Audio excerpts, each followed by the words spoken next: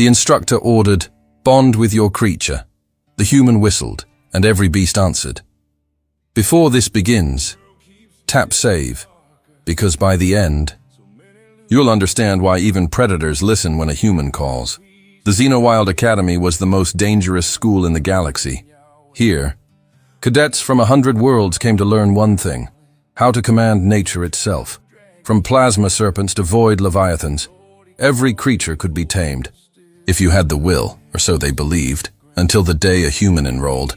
Her name was Cadet Mara Keen, quiet, thin, with calloused hands and a smile that didn't quite reach her eyes.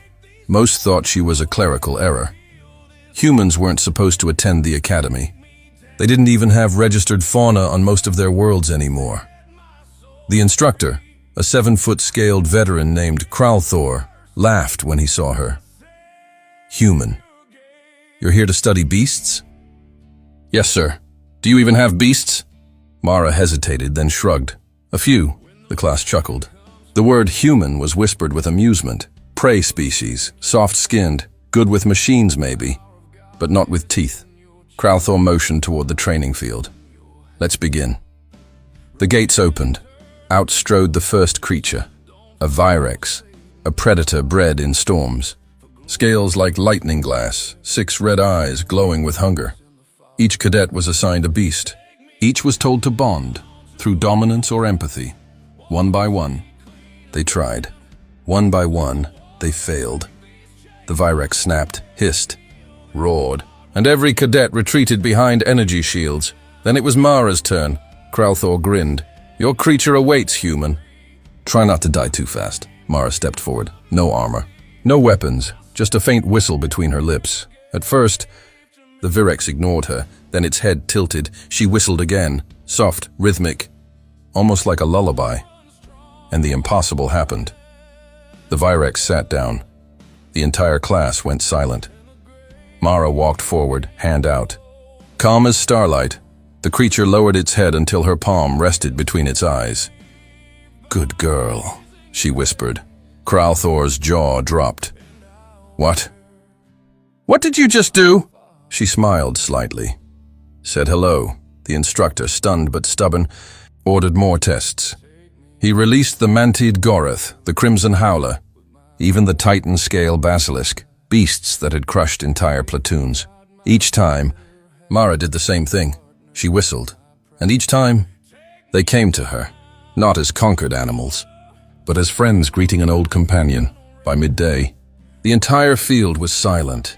Dozens of apex predators, creatures bred to fight gods, now sat calmly around a single human cadet, eyes half closed, tails curled like sleepy dogs. Mara stood among them, brushing dirt from her uniform, as if this were all perfectly normal.